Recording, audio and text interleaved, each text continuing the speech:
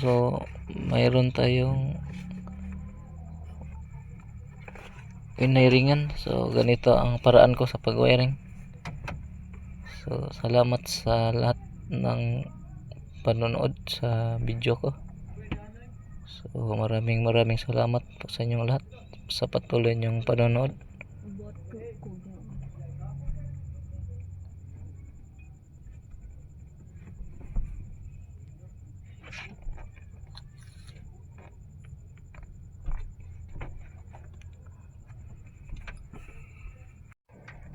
Sa lahat ng subscriber ko, so maraming salamat sa inyong lahat sa patuloy ninyong pagsuporta.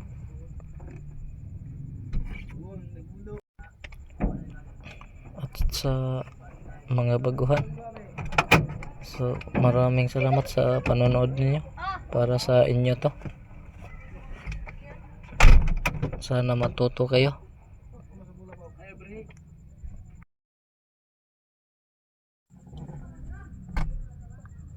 At hanggang dito na lang. So maraming salamat ulit sa lahat. Thank you.